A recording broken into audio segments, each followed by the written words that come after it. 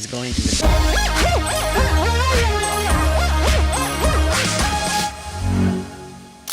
أيوة ما فيش منك تخيل والله وهتجمعنا الحياة.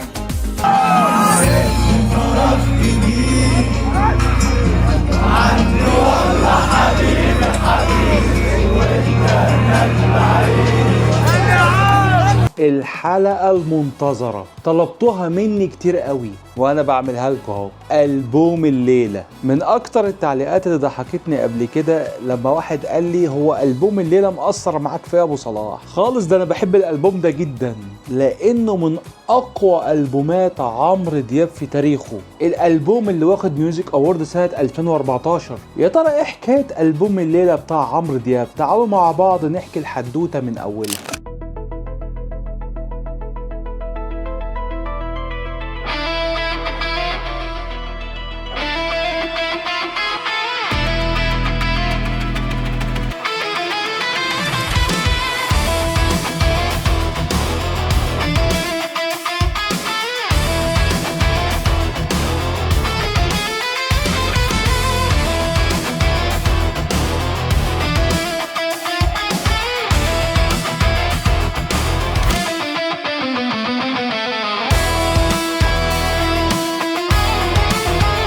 قبل ما ابدا كلام عن الالبوم عايز احكي لكم حدوته بسيطه. في نهايه الثمانينات موسيقى التكنو والهاوس كانت هي المسيطره على الانديه في اوروبا. في ناس بقى حبوا ياخدوا الموضوع في اتجاه تاني، كانوا عايزين يعملوا مزيكا جديده فيها روح ومشاعر ويكون ايقاعها برضو الكتروني راقص. والكلام ده بدأ يحصل في ألمانيا، بالتحديد في مدينة فرانكفورت. الأندية الليلية بقى شكلها مختلف، بقى في دخان وليزر كده وموسيقى جديدة اسمها موسيقى ترانس. الهدف من الموسيقى دي انها تاخد عقلك في مكان تاني، تحس بالنشوة وانت بتسمعها. ايوه المزيكا دي بتخاطب عقلك، ودي كانت بدايات موسيقى الترانس.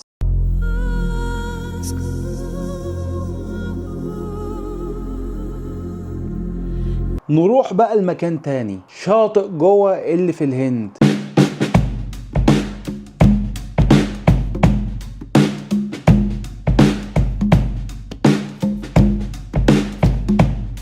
بعدها بفترة قصيرة، بالتحديد بعد ما انتهى الحكم البرتغالي على الهند، جزيرة جوه دي كانت مغناطيس للرحالة الأوروبيين، والناس هناك كانت بتحب التجارب الروحية، LCD بقى والحاجات دي. في الشاطئ ده المزيكا اللي كانت منتشرة هي السايكادليك روك.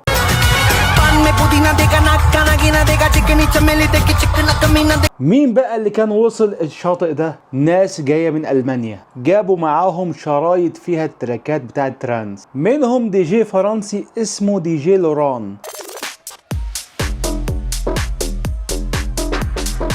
الراجل ده وقع في غرام الشاطئ جوه، بقت كل شغلته انه يقعد في الشاطئ ده يلعب تراكات بالساعات. ومن هناك اتولد نوع تاني من الترانس، سموه في الاول الجوه ترانس نسبة للمكان.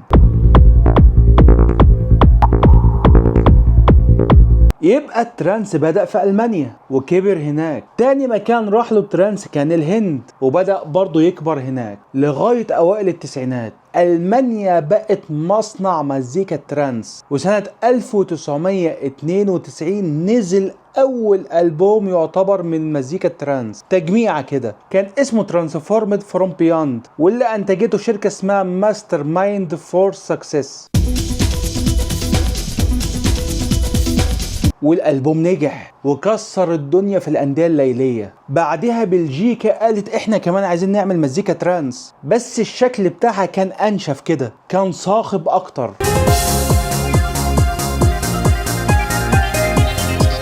طول عمرهم يموتوا في المزيكا الصاخبة. ده كان عندهم نوع تكنو سريع قوي اسمه هارد كور جيبر. المهم بقى يا باشا طلعوا تراكات ترانس مشهورة زي مثلا ذا فيرست ريبريس وذا هاوس اوف ذا هاوس. وبعدين الترانس اتنقل ايطاليا وبدأوا برضه يطلعوا تراكات ترانس. في اواخر التسعينات بقى مين اللي مسك الزمام بتاع الترانس؟ هولندا. هولندا دي تعشق المزيكا الالكترونية. هناك بدأ يظهر اسم جديد، فيري كورستن، وده أول هولندي يعمل تراك ترانس.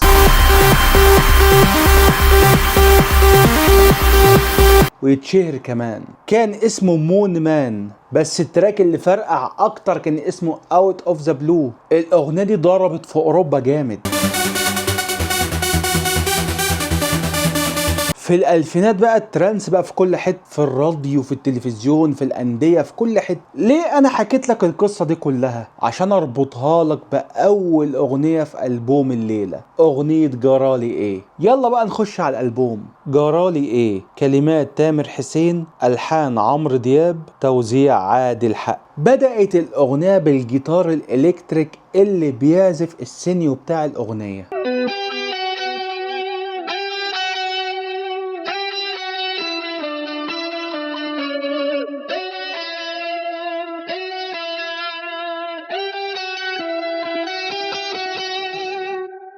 هنا الساحة كلها متسابة للجيتار ده. هنا بقى هو عايز يثبت اللحن في دماغك وما يبقاش غريب عليه. هتلاقي معاه برضو غيمة صوتية.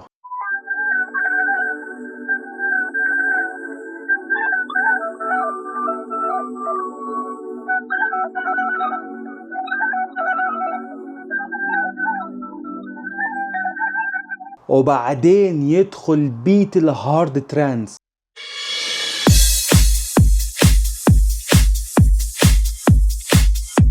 عادل حق هنا فتح لك الباب للطاقة، طاقة الأغنية. وهتلاقي الجيتار الإلكتريك برضو مكمل عزف بيسند معاه الغيمة الصوتية.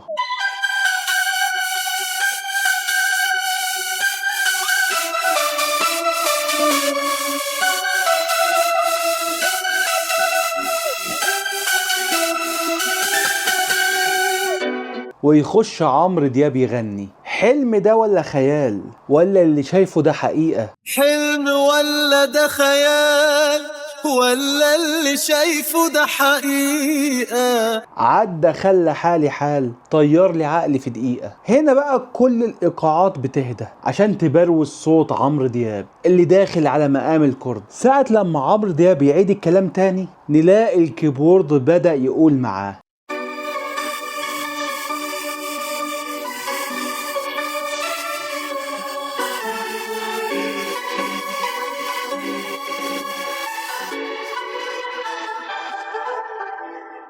عامل يونيسون مع عمرو دياب كأنه بيسند الجملة اللحنية. حلم ولا ده خيال، ولا اللي شايفه ده حقيقة.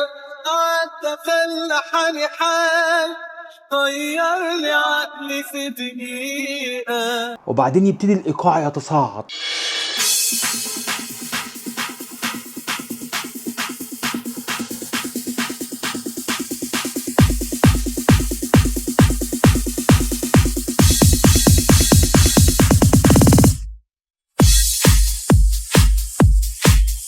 ويخش عمرو دياب في اللازمة اللحنية. هنا نلاقي البيت رجع. جرالي ايه، جرالي ايه. واللي رجع الكيبورد والجيتار الإلكتريك كمان رجع يعزف مع عمرو دياب.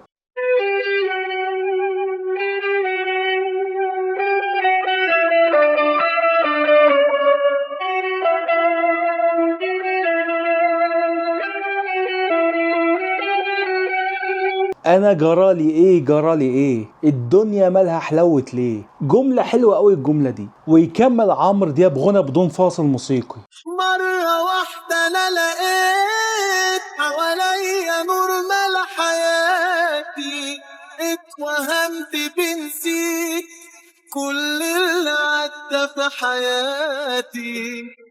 برضو الإيقاعات بتهدى. وبعدين بقى تحصل حاجة عبقرية، يحصل دروب في المزيكا.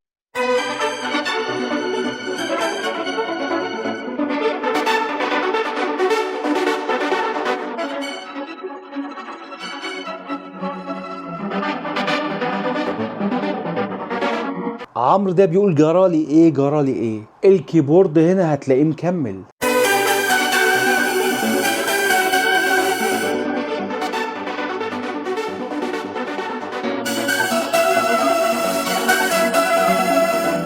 مع الجيتار الالكتريك اللي بيعزف ورا صوت عمرو دياب، زي ما يكون الجيتار الالكتريك دوره هنا انه يدعم صوت عمرو دياب وما يتدخلش مع الكيبورد. شفت الحته الصغيره دي؟ ده بقى الترانس الاصلي، وبعدين يرجع البيت بتاع الهارد ترانس تاني.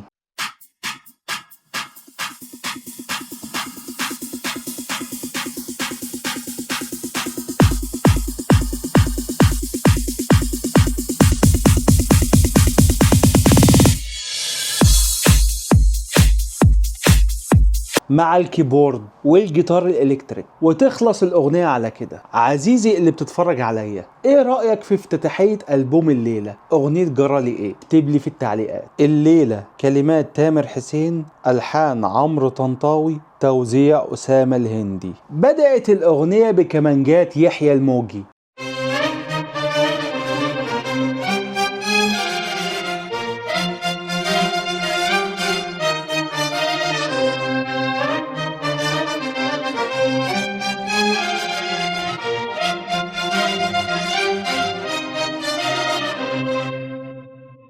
مع أكورديون فاروق محمد حسن.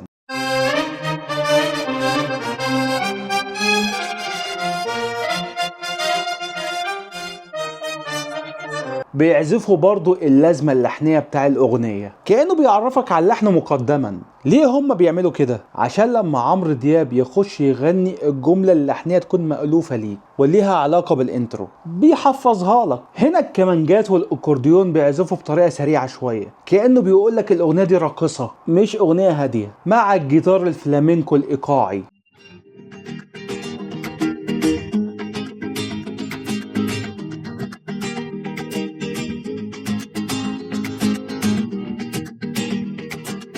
وهتلاقي برضو في البداية الكونجا كده خفيفة، عاملة نبض خفيف للأغنية.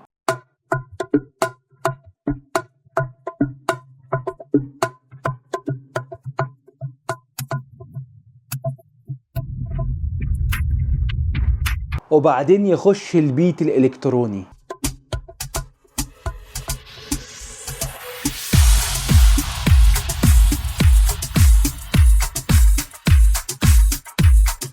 مع السقفات والكونجا. طب ليه هو دخل البيت الالكتروني مع طبلة الكونجا؟ هقول لك ليه. هو مش عايز المزيكا تكون كلها الكترونية، في جيتارات وفي كمانجات، اللي يسند معاها طبلة الكونجا، ومكمل معانا برضو الاكورديون والكمانجات، ويخش عمرو دياب يغني. والله وهتجمعنا الحياة. صوته فرحان كده، ويقول اللازمة اللحنية بتاعتها. والليلة حبيبي الليلة ليلة عمرنا. والليلة حبيبي الليلة ليلة عمرنا، الليلة دي أجمل ليلة في حياتي أنا. ويخش الفاصل الموسيقي، الكمانجات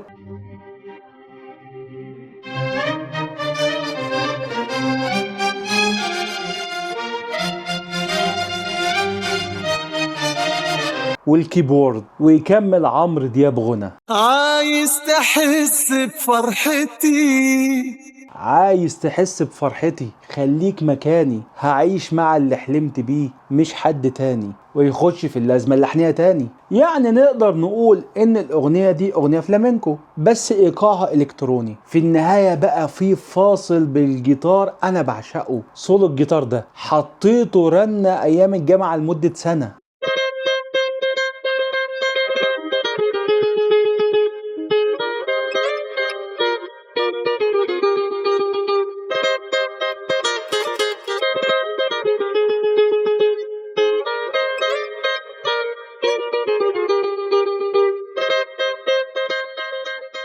ويكمل عمرو دياب غنى الليلة حبيبي الليلة، ترد معاك كمان جات تاني. عزيزي اللي بيتفرج عليا، تصنف أغنية الليلة إنها من أجمد 10 أغاني في تاريخ عمرو دياب؟ سؤال صعب ها؟ بس اكتب لي في التعليقات. عندي سؤال. كلمات تامر حسين، ألحان عمرو دياب، توزيع عادل حق. بدأت الأغنية بالدرامز،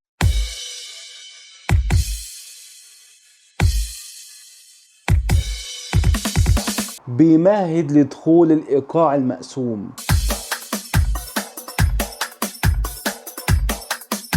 مع الإيقاع الشرقي بتاع سعيد الأرتيست. معانا برضو الأكورديون.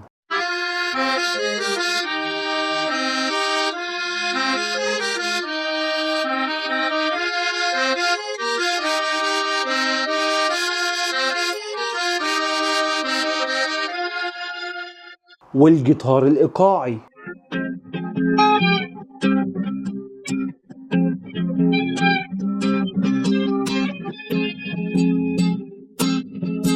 والكمانجات برضو موجودة.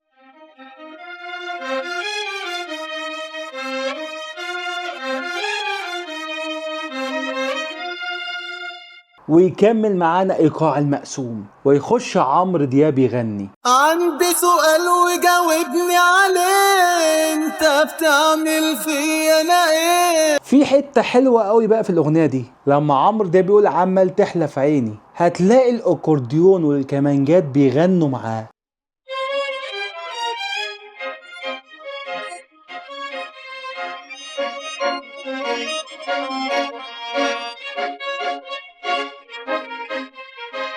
بس وراه كده بيسندوا اللحن، وبعدين يخش في اللازمة اللحنية. يرضيك خطفت قلبي ولا أنا هنا، يرضيك خطفت قلبي ولا انا هنا. مين بقى اللي دخلت في الخط هنا؟ آلة البوزوكي اليوناني دخلت عملت يونيسون مع عمرو دياب.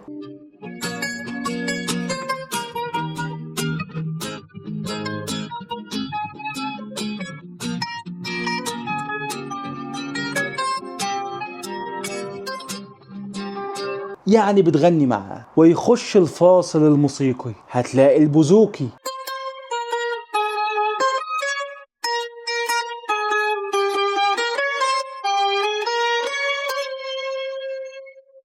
مع الجيتار الإيقاعي، برضه مكمل معانا الأكورديون والكمانجات. ويكمل عمرو دياب غنى. الأشواق لو ليها حدود، أنا شوقي ليك دايما موجود. الأشواق لو ليها حدود، أنا شوقي ليك دايما موجود. ده أنا قلبي بحبك موعود، على طول يناديه. عمرو رايق قوي على مقام النهاوند في الأغنية دي. وبعدين نلاقي فاصل موسيقي تاني، البوزوكي والكمانجات والأكورديون.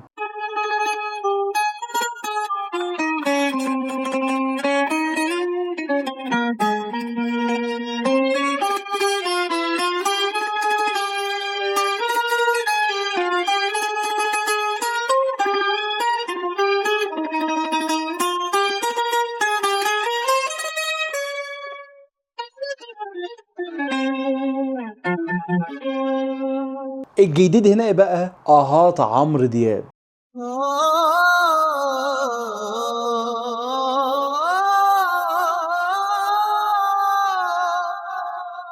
وبعدين عمرو يقول اللازمة اللحنية تاني بس على الهادي، هنا بيديك نفسك. ويكمل اللازمة تاني على المقسوم. أغنية حلوة قوي قوي، روح اسمعها دلوقتي. وهي ذكريات، كلمات تامر حسين، ألحان عمرو دياب، توزيع أسامة الهندي. بدأت الأغنية بالبيانو، دي علامة واضحة ان الاغنية مش راقصة، اغنية دراما، اغنية بتكلم دماغك وقلبك في نفس الوقت، مع ضربة جيتار خفيفة. ويخش عمرو دياب يغني، صوته هادي قوي كأنه في حالة اعتراف، هو داخل يعترف بحاجة. تفوت سنين واقول نسيت خلاص هوا. في اللحظة دي الصوت والكلمات هي البطل. فوت سنين واقول نسيت خلاص هواه. هنا بيحصل اول صراع نفسي، السنين بتعدي والزمن بيتغير، لكن جوه قلبه هو نفس السؤال، يا ترى انا نسيته فعلا؟ وانا ولا بنساه، وانا ولا بنساه. ودي لحظة الحقيقة. عمرو صوته حزين قوي في الحتة دي، هو بيمثل لك المشهد بصوته، هو بيعترف انه ضعيف قدام الذكرى. واشوف صورته بتوحشني حياتي معاه، واقول نسيت خلاص هواه وانا ولا بنساه. الجملة هنا اتكررت تاني، هنا للتأكيد، كأنها دايرة عمال يلف فيها. ده إنسان واقف مكانه مهما الزمن عدى بيه. واشوف صورته بتوحشني حياتي معاه. يبتدي عمرو دياب يتصاعد، مش طلعة قوية، طلعة عاطفية. واشوف صورته بتوحشني حياتي معاه. في الغنى ده اسمه ايموشنال ليفت، يعني النغمة ترتفع علشان العاطفة ارتفعت، كأنه بيستنجد. وبعديها يخش ايقاع السوفت روك.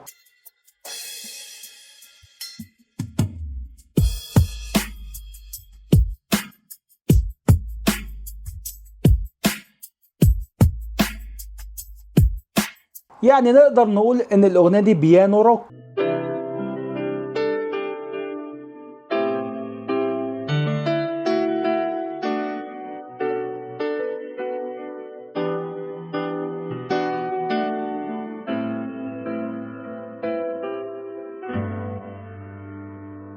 يعني الأغنية بدأت تتحرك بعد ما كانت واقفة مكانها. عمالة بتيجي في بالي بفتكر اللي فات، عمالة بتيجي في بالي وبفتكر اللي فات، والعمر يعدي قصادي ويتعاد في حكايات وهي ذكريات. حتى الكلام هنا ما بقاش محتاج الهدوء اللي في الأول، هنا مشاعر عمرو دياب اتحركت، فلازم المزيكا تتحرك معاه. مشهد سينمائي، تحس ان في البداية كان بيعيط في أوضة لوحده في الضلمة كده. أول ما إيقاع السوفت روك دخل تحس ان هو قام يتمشى عمال يلف حوالين نفسه ويفتكر اللي فات، وبعدين عمرو يعيد الجملة تاني بس بصوته. عمالة بتيجي في بالي وبفتكر اللي فات. الحتة دي أول ما سمعتها أول مرة أشعرت عمالة بتيجي في بالي وبفتكر اللي فات. هتلاقي برضو الكمانجات دخلت معاه، كأن الكمانجات حاسة بيه، بتكمل الجو الدرامي في الأغنية.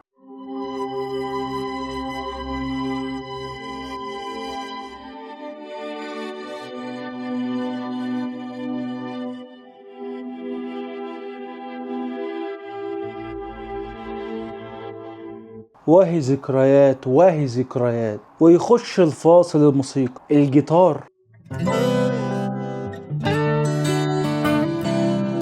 ويكمل عمرو دياب غنى.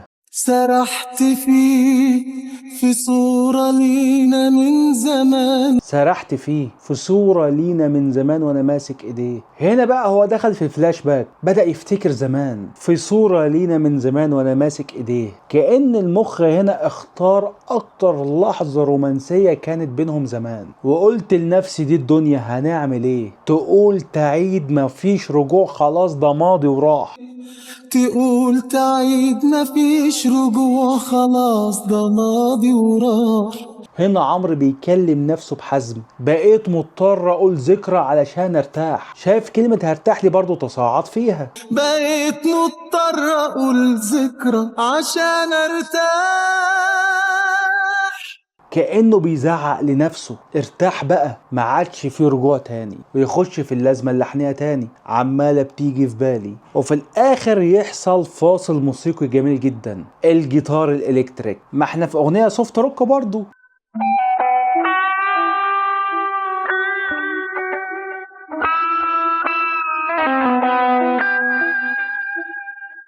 مع البيانو اللي مكمل.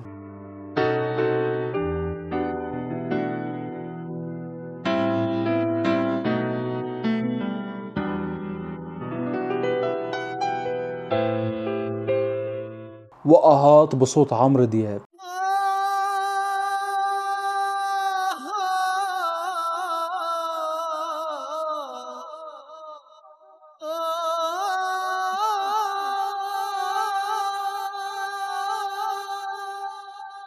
ويختم الأغنية بإيه؟ عمالة بتيجي في بالي وافتكر اللي فات. كأنه لسه في الدايرة، لسه منسيش. أنا بقى عايز أسألك سؤال اللي بتتفرج، لو قلت لك حط لي أحسن 5 أغاني دراما في تاريخ عمرو دياب، الأغنية دي هتكون منهم؟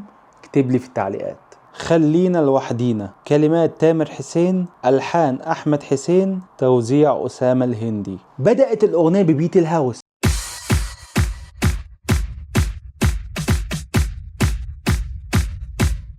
مع ضربات من السينز،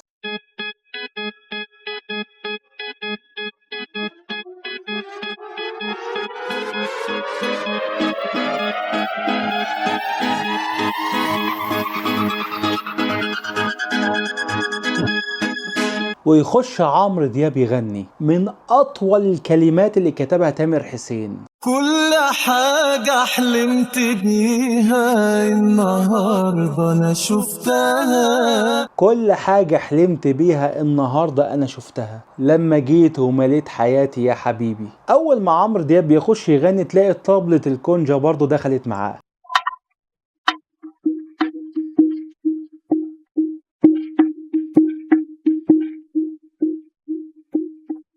وإيه كمان اللي دخل معاه؟ أكورديون بالموزيت.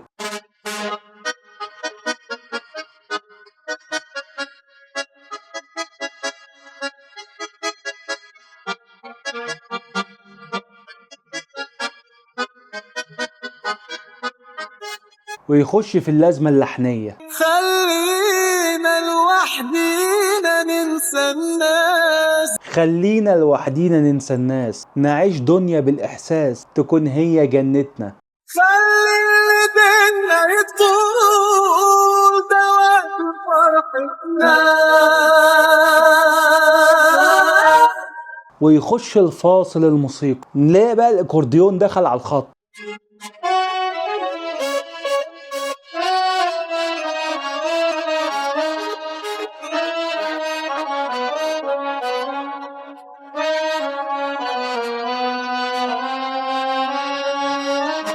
بس الاكورديون العادي مش بالموزات، مكمل معانا برضو في الفاصل الموسيقي السنز. ويكمل عمرو دياب غنى قلبي وياك استريح وفي ثواني صدقك. قلبي وياك استريح وفي ثواني صدقك. شاف معاك حب وامان محلمش بيه. في جملة حلوة قوي انا بحبها في الاغنية دي، ده اللي عارفك يعشقك، امال اللي يكون حبيبك يعمل ايه، ده هيتجنن. ويرجع تاني في اللازمة اللحنية، خلينا لوحدينا ننسى الناس، بس المرة دي اقوى لانها بصوت الكورال. خلينا لوحدينا ننسى الناس. عايز يحمسك اكتر ويخش فاصل موسيقي تاني. ليه بقى؟ لان دي حاجة ما بتحصلش كتير في الاغاني الحديثة. كوبليهين اتنين، كوبليه اللي بعد كده، وبعدين يخش في اللازمة اللحنية تاني، وتقفل الاغنية بفيد اوت بالاغاني الفرايح الجميلة بتاعت تامر حسين مع عمرو دياب. مفيش منك، كلمات بهاء الدين محمد، الحان عمرو دياب، توزيع أسامة الهندي. بدأت الأغنية بأكتر من حاجة مع بعض، الجيتار الإلكتريك،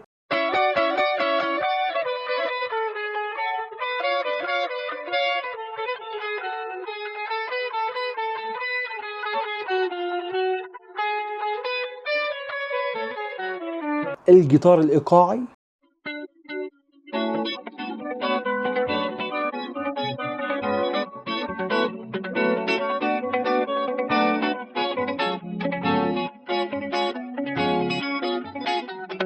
الكمانجات والأكورديون.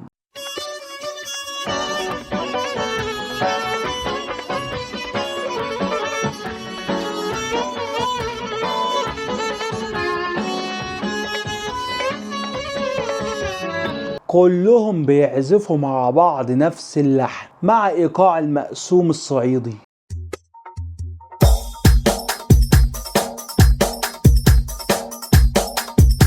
ويخش عمرو دياب يغني ايوه مفيش منك تخيل. هنا بقى الجيتار الالكتريك بيسكت، يكمل معاه الجيتار الايقاعي اللي ماشي على الايقاع بتاع المقسوم، وبعدين يخش الفاصل الموسيقي نفس اللي احنا سمعناه في البداية، ويكمل عمرو دياب غنى عيني عليك قلبك حنين. عيني عليك قلبك حنين. بحب قوي قوي الجملة دي. والاغنية تختم بالانترو بتاعها، هي اغنية بسيطة بس جميلة. سبت فراغ كبير، كلمات مجدي النجار، الحان خليل مصطفى، توزيع عادل حق. هنا انا عايز اقف عند اسم الملحن خليل مصطفى، واحد من اللي عملوا مع عمرو دياب تاريخ. سبت فراغ كبير،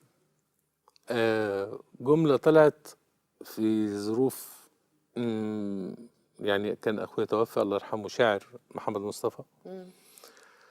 فالجملة دي طلعت جملة حزينة شوية، فبسمعها لمجدي، فراح كاتب عليها سبت فراغ كبير، وقال لي هسمعها لعمرو. قلت له لا مش بتاعت عمرو، يا عمرو هيغني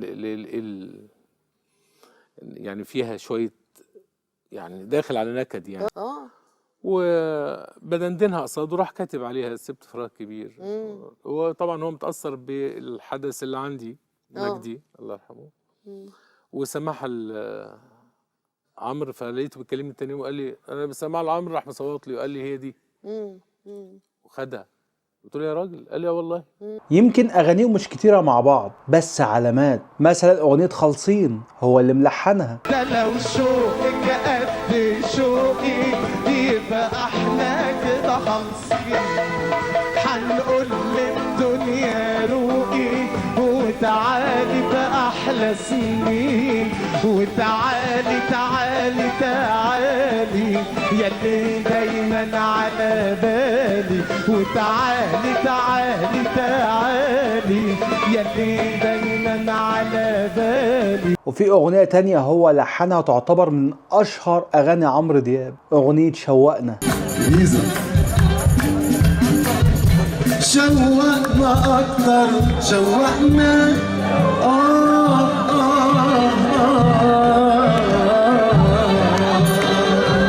شوقنا أكتر شوقنا شوقنا أكتر ما اشتقنا وياك تفكر.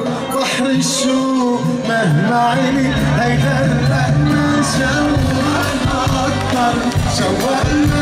الأغنية دي عبقرية في اللحن، الجملة بتاعتها بسيطة على مقام البياتي، جملة واحدة ما تزهقش منها، ودي عبقرية من خليل مصطفى. بدأت الأغنية بأكتر من حاجة مع بعض، بيز متصل،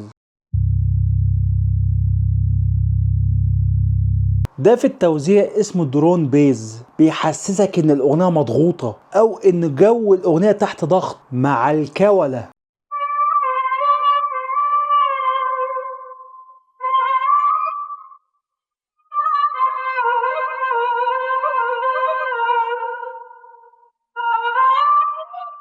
والأكورديون.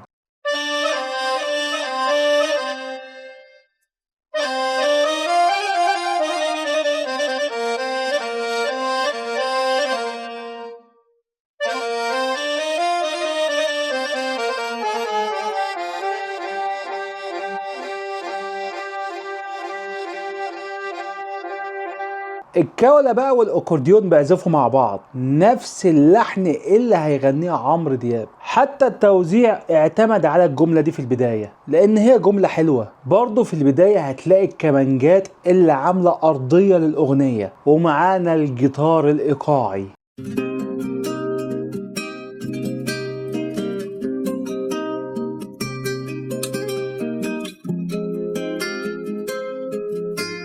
شفت كام حاجة دخلت مع بعض؟ عادل حق هنا معلم، يدخلك آلات كتير وتحس برضو ان الأغنية بسيطة مش زحمة ومش دوشة، ويخش عمرو دياب يغني على مقام البيات. سبت فراغ كبير عندي والله حبيبي حبيبي. سبت فراغ كبير عندي والله حبيبي حبيبي، وانت هناك بعيد مش بعيد عني حبيبي، قولي ازاي اعيش. هنا هو مش بيوصف فراق بس، ده بيوصف انسان لسه عايش جواه. خلاصة الاغنية ان هو مش بس مكسور، ناقص من غيره، ناقص جزء من روحه. وبعدين يخش الكورال بصوت عمرو دياب. سبت فراغ كبير وانت هناك بعيد. هنا بقى يخش الايقاع بتاع الاغنية، ايقاع الهيب هوب.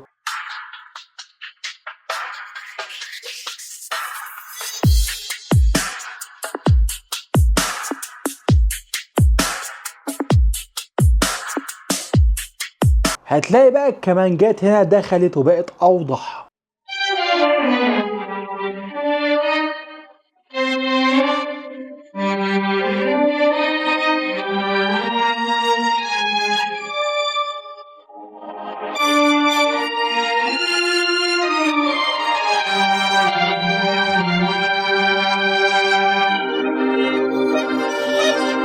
وبعدين يخش الفاصل الموسيقي، الايقاع يهدى، الاكورديون هو اللي في المقدمة، كأن الاكورديون هنا عامل دويتو مع عمرو دياب، بيكرر الجملة اللحنية تاني ويكمل عمرو دياب غنى. كل يوم بقول امتى ترجع ليا امتى. يرجع ايقاع الهيب هوب، وبعدين يحصل تحول رهيب في الاغنية، الايقاعات كلها تهدى في جملة هم عايزين يبروزوها. مهما غبت سنين على عيني ابتسامتك ضيع عيني. مهما غبت سنين عن عيني ابتسامتك ضيع عيني. كل حاجة سكتت ما عدا الاكورديون.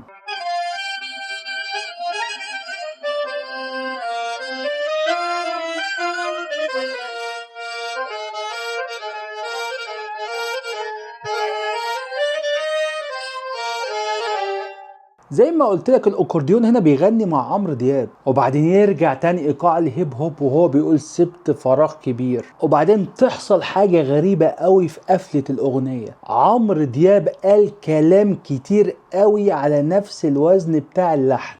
نفسي اقوله وانت معايا قلبي مش لاقيه غير معاك ايه الحكاية، بدون تكرار، زي ما يكون ده السيل الوعي بتاعه. هنا بقى هو مش بيغني، هو بيقلب جوه نفسه ويطلع اللي جواه مهما يكون بقى، مش محتاج اكرر الكلام. عندي سيرة غير حياتنا واللي فرحنا بيه، لان هنا هو مش هيغني، هو هيبتدي يعترف. عندي كلام كتير نفسي اقوله وانت معايا. ده مش غنى، ده احتياج. طب ليه برضه هو ما كررش الكلام؟ لان دي حالة انهيار نفسي، هو تحس انه انهار في الجزء ده. دايما الشخص لما يجي يفضفض مش بيكرر كلامه، تلاقيه عمال يغرق كده زي عمرو في الاغنية دي. والجملة الاصعب، من غيرك بموت، واسمي عايش حد تاني ببكي من غير صوت، واسمي عايش حد تاني. عارف لو دي نهاية فيلم كانت هتبقى عاملة ازاي؟ كاميرا ثابتة على وش عمرو دياب بتعمل زوم بطيء على وشه وهو عمال يقول الكلام ده، وتقفل الأغنية على كده. قول لي ازاي اعيش. الأغنية دي أول ما نزلت كسرت الدنيا، كانت أكتر أغنية مسموعة في الألبوم. بس مش أكتر أغنية أنا كنت بسمعها في الألبوم ده. أمال إيه أكتر أغنية كنت بتسمعها في الألبوم ده أبو صلاح؟ الأغنية اللي جاية دي، يا قلبها، كلمات عادل عمر، ألحان خليل مصطفى، توزيع عادل حق. الأغنية دي ليها قصة معايا غريبة. أصعب أغنية أنا حاولت أفصل آلات فيها، توزيع عبقري من أجمد توزيعات عادل حق مع عمرو دياب. مش مصدقني؟ ركز في تفاصيل الأغنية دي. بدأت الأغنية بالأكورديون اللي بيعزف على طريقة الميرينجي،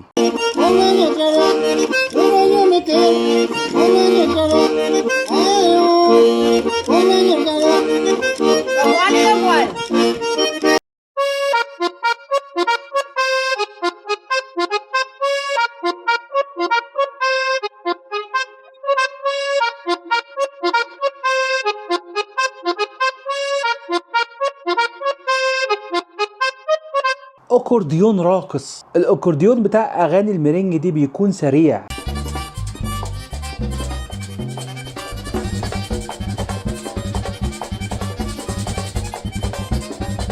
بيديك إحساس الحركة، المود الحلو كده. بعد الأكورديون نلاقي فيه قرع بالطبول.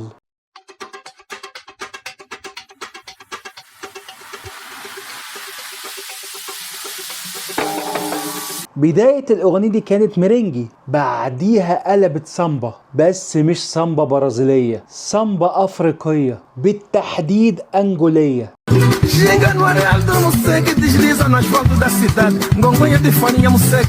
ودي نقلة مش طبيعية، دي عبقرية. طب ايه الفرق بين السامبا البرازيلية والأفريقية؟ طبلة الأفريقية اللي اسمها الانجوما، طبلة عميقة كده.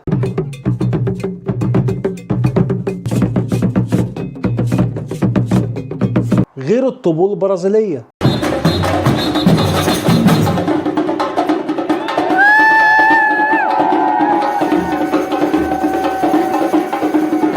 اللي هي تعتبر لاتينية. وحاجة تانية، الإيقاعات الأفريقية دايما تلاقيها مش منتظمة قوي، فيها إحساس البشر، عشوائية البشر في الرقص، ما ينفعش تترسم على الكمبيوتر، فيها حياة طبيعية. يعني الأغنية في البداية كانت لاتينية وبعدين بقت أفريقية. ما أنا هقولك على حاجة، اسكت. الميرينج ده أساسا أصله أفريقي، وإيقاعات السامبا الأنجولية دي هي الجد بتاع إيقاعات السامبا دي كلها. أول مرة تعرف المعلومة دي ولا إيه؟ السامبا أصلها أفريقي. هحكي لك يا سيدي. السامبا أصلها 3 دول، أنجولا وموزمبيق والكونغو. السامبا الأنجولية بقى هي الأم، هي أول سامبا طلعت.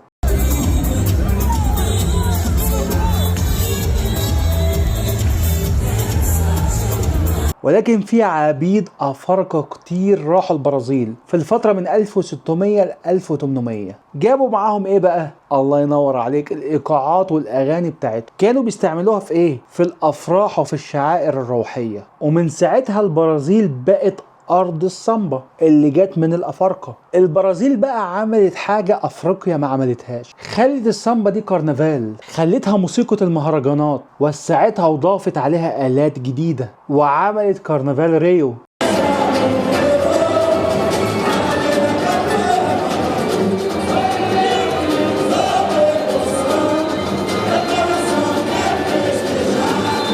اللي يعتبر أضخم كرنفال سامبا في العالم. فبقت السامبا علامة برازيلية. أبسطها لك إزاي؟ الفرخة نفسها أفريقية، انطبخت واتشوت في البرازيل واتضافت عليها التوابل بتاعته، وبعدين السامبا في البرازيل اتطورت. في مثلا سامبا انريدو، سامبا كاريوكا، سامبا فانك، أكتر من نوع. إنما الأفريقية هي سامبا واحدة، فطبيعي إن أنا وإنت وأي حد يقول إن السامبا دي أصلها برازيلي، لأن كمان الإعلام والتلفزيون نسبها للبرازيل. أنا بقى أبو صلاح جاي أقولك المعلومة دي. السامبا أصلها أفريقي، انتشرت للعالم عن طريق البرازيل. نرجع لأغنية يا قلبها. المهم الإيقاعات بتاعت السامبا الأفريقية دخلت.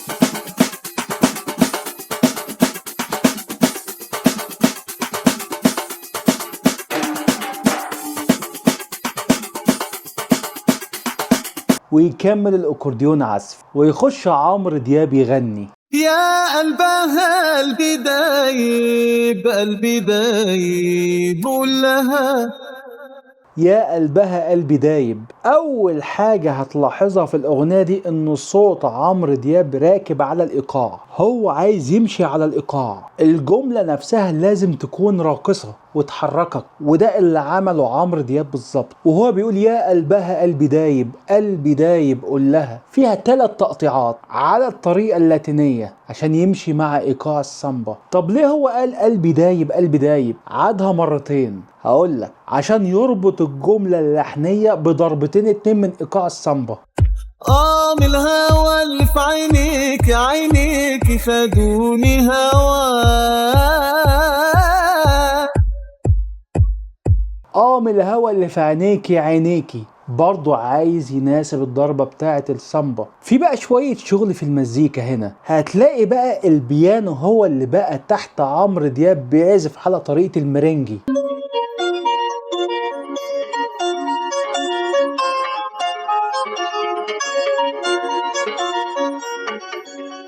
يعني الجملة دي اتقدمت في الأول بالأكورديون، لما عمرو بدأ يغني اتقدمت بالبيانو، خيط رفيع كده تحت صوت عمرو دياب. في النهاية دي أغنية راقصة لاتينية، لازم اللحن يكون ثابت، الأكورديون يسلم البيانو. ودي من أساس الأغاني بتاعة الميرينجي، اللحن يفضل يتكرر ما يسكتش عشان جسمك ما يقفش، تفضل ترقص. فالبيانو هنا مش مجرد آلة عادية، دي آلة عشان يستمر في الرقص. برضه هتلاقي الجيتارات موجودة.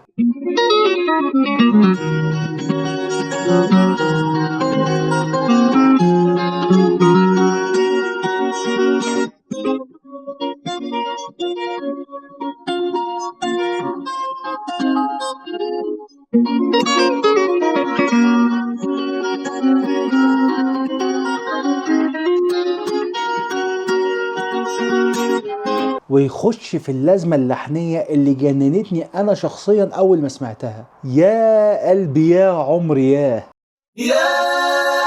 قلبي يا عمري يا قلبي يا شوقي يا.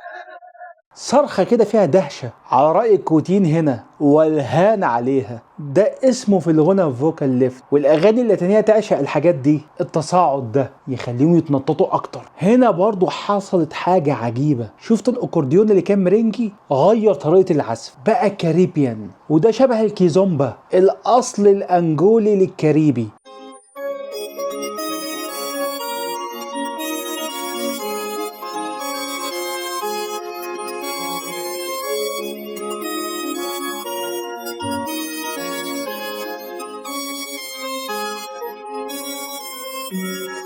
انت متخيل عادل حقي عمل ايه؟ جاب لك اصل الثقافات دي كلها في الاغنيه دي، وبعدين يخش الفاصل الموسيقي، الاكورديون اللي احنا سمعناه في البدايه، ويكمل عمرو دياب غنى.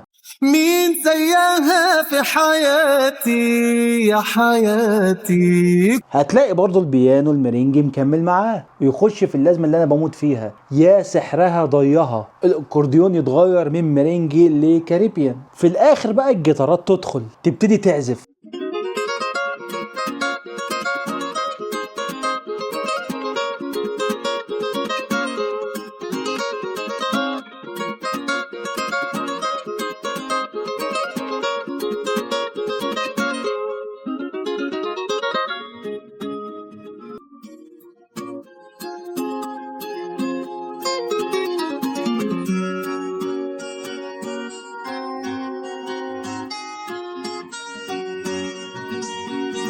قفلة الأغنية دي أنا بحبها قوي، آخر 4 ثواني فيها الأكورديون الكاريبيان وعمرو دياب يرد عليه.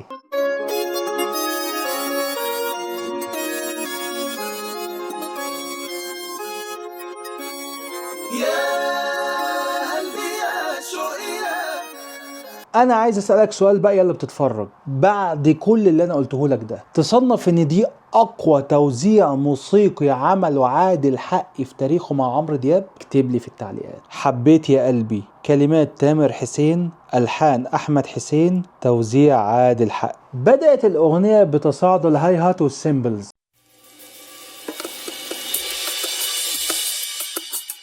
بيقولوا لك استعد في حاجه جامده داخله مع ضربه من الكونجا. الاغنيه دي بقى هتاخدك في سكه جديده، سكه السول واغاني السول، بس مش السول الافريقي، سول البلو ايد. يعني ايه يا ابو صلاح؟ هقول لك، موسيقى السول اساسا كانت بتاعه السود الامريكان.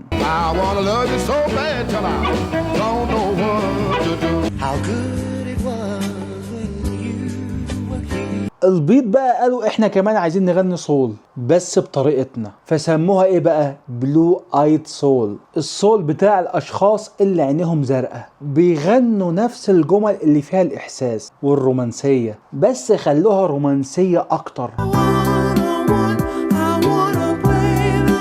لان موسيقى السول اساسا السود الامريكان كانوا بيحكوا فيها معاناتهم، انما دول بقى ما عندهمش معاناه، فنخليها اغاني رومانسيه. البلو ايد سول دي طلعت في اواخر الخمسينات او بدايه الستينات، زي مين مثلا؟ فرقه بي جيز، بس اغاني بسيطه ليهم. هم كانوا مشهورين اكتر في اغاني الديسكو، وزي توم جونز، وأديل نفسها تعتبر بلو ايد سول.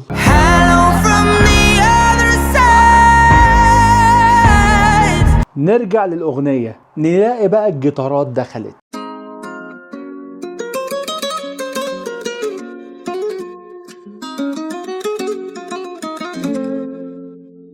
مع الكمانجات.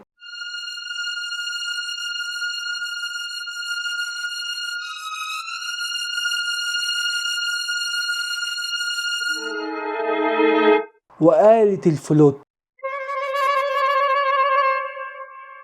ويخش عمرو دياب يغني. حبت يا قلبي ولا ايه؟ هتلاقي تحت منه الجيتارات،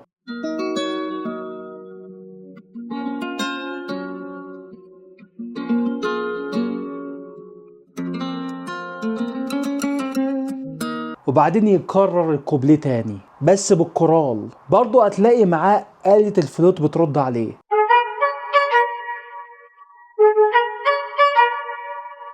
ويخش في اللازمة اللحنية. هنا بقى يبتدي الدرامز يتصاعد، بيرفع المشهد كده،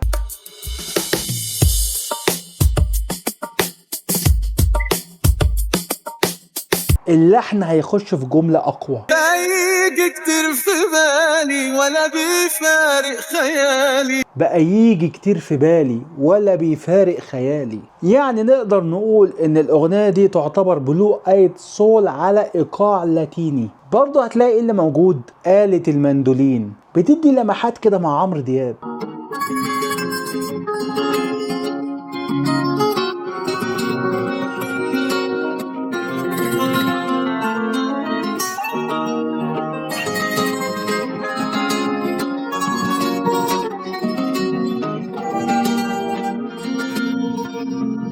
ليه المندولين دخل هنا؟ هم عايزين آلة تلمع اللاتين بوب سول، فالمندولين كده بيرش نغمات قصيرة دايما، وبعدين يخش الفاصل الموسيقي معانا آلة الفلوت،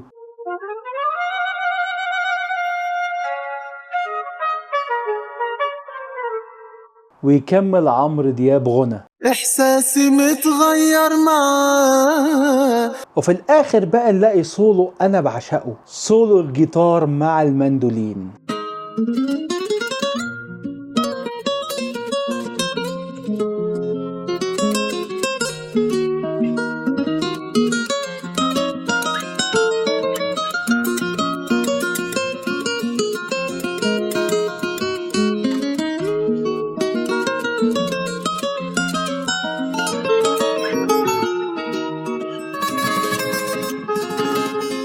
ويكمل عمرو غنى بقى يجي كتير في بالي ولا بيفارق خيالي، المرة دي بصوته مش بصوت الكورال. وتقفل الأغنية على كده. لفتها بلاد، كلمات خالد تاج الدين، ألحان عمرو دياب، توزيع أسامة الهندي. بدأت الأغنية بإيقاع عراقي، إيقاع الهيوة. شوفوا هقول لكم على حاجه، في ايقاعين اتنين اسمهم الهيوة، الايقاع العراقي والايقاع بتاع الهيوة البحري.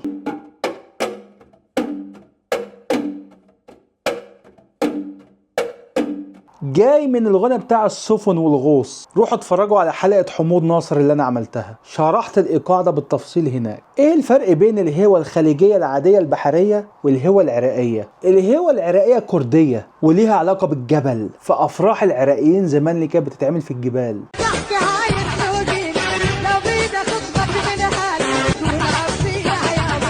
ده كان ايقاعها غير الايقاع الهوى البحري. المهم الاغنية بدأت بالايقاع ده.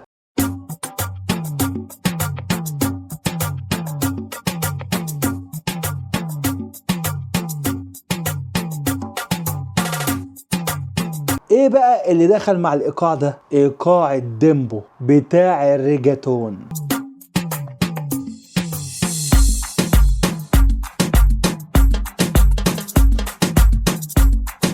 طب ليه الموزع دمج الريجاتون مع الهوا؟ لانها مش اغنيه فلكلوريه، الاغنيه دي بوب ترافل ميوزك. ما تقعدش تخترع جنرات يا ابو صلاح وانت قاعد، مالكش دعوه. هو لو عملها هوا عراقيه بس كانت هتبقى فلكلوريه، ولو عملها ديمبو او ريجاتون كانت هتبقى لاتينيه. هو هنا دمج الاتنين في بعض، عمل لك مود كده بلاد كتير، سفر مناسبه لاسم الاغنيه لفتها بلاد مع الجيتار الايقاعي.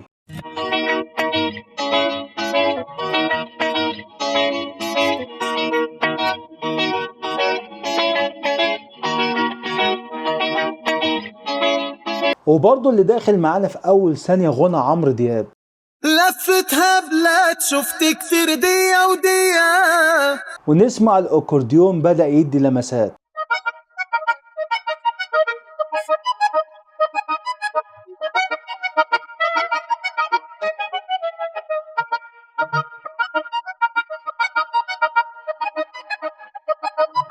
ونسمع برضو الايقاع بقى لوحده، ويكمل عمرو دياب غنى. عارف ايه اللي موجود في الاغنيه دي بس مستخبي قوي؟ الكلارينيت بيسند مع عمرو دياب كده على الخفيف، ويخش الفاصل الموسيقي والاكورديون.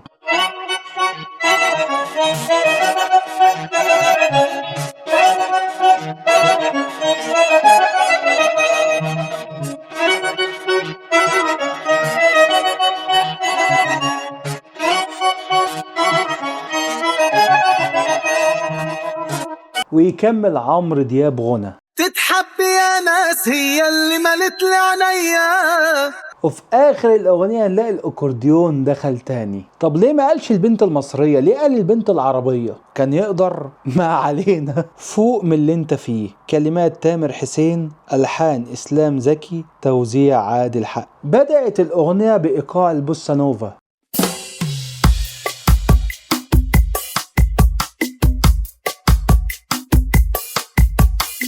مع جيتارين اتنين، جيتار ايقاعي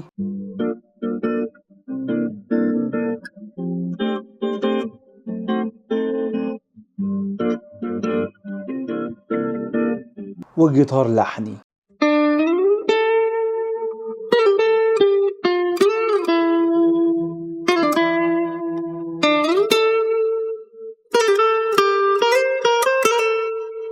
مع الكمانجات.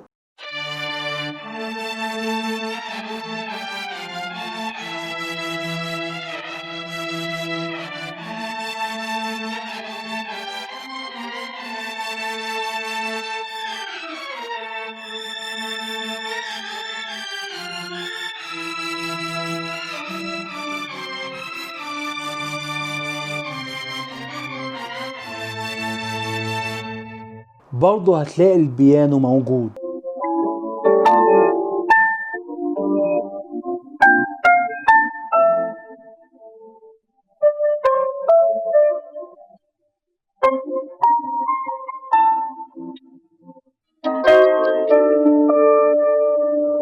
ويخش عمرو دياب يغني فوق من اللي انت فيه، اعمل حاجة مستني ايه.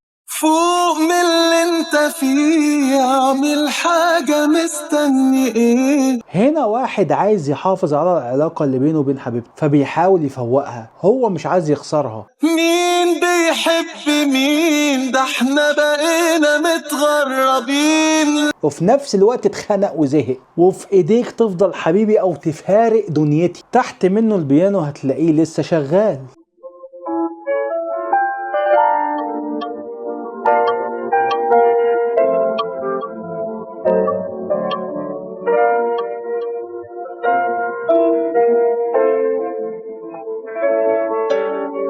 والجيتارات لسه شغالة.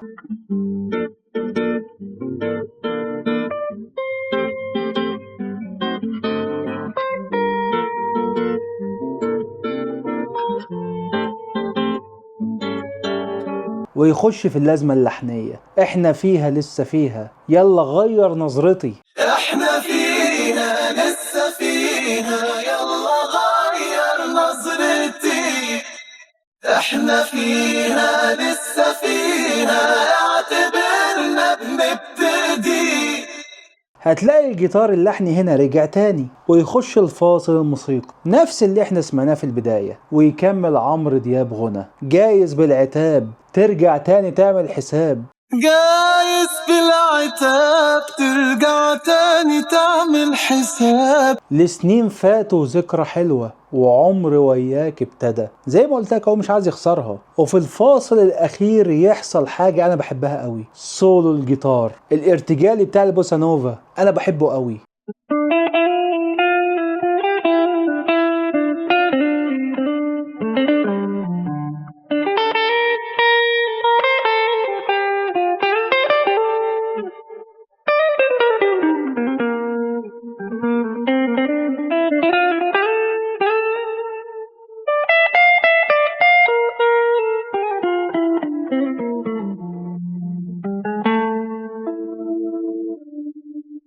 مع الجيتار الإيقاعي. الأغنية دي يمكن ناس كتير مش واخدة بالها منها في الألبوم ده، روحوا اسمعوها، أغنية عبقرية. عدت الأيام، كلمات مجد النجار، ألحان خليل مصطفى، توزيع أسامة الهندي. بدأت الأغنية بآلة الكولة.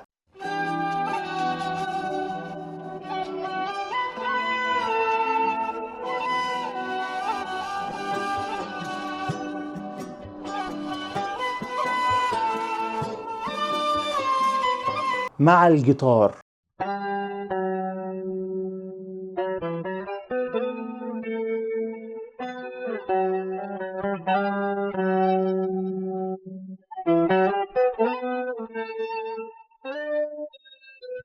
وبعدين يخش الإيقاع النوبي.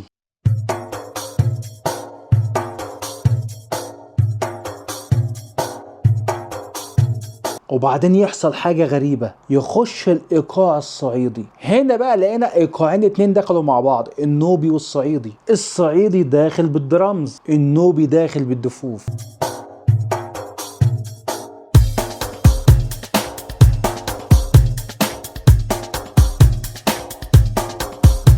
ويخش عمرو دياب يغني عدت الأيام عليا، عدت صعبة بجد عليا. عدت الأيام عليا، عدت صعبة بجد عليا. وبعدين يخش الفاصل الموسيقي نفس اللي احنا سمعناه في البداية، ويكمل عمرو دياب غنى. أصعب حاجة مرت بيا حالة الوحدة طول لياليا.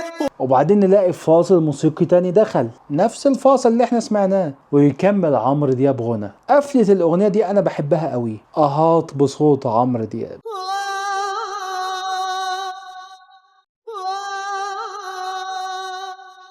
وبهنا نكون خلصنا ألبوم الليلة. طب ايه اغنيتك المفضلة في الألبوم ده ابو صلاح؟ اغنية يا قلبها بدون تفكير. اغنية يا قلبها اكتر اغنية انا حبيتها اول مرة سمعت فيها الألبوم، ولغاية دلوقتي هي اكتر اغنية انا بحبها. انا عملت لكم ألبوم الليلة زي ما انتوا قلت لي اهو، ظبطوني بقى في اللايكات. وهي دي يا سيدي حكاية ألبوم الليلة بتاع عمرو دياب. يا رب تكون الحلقة عجبتكم. كان معكم احمد صلاح، سلام عليكم.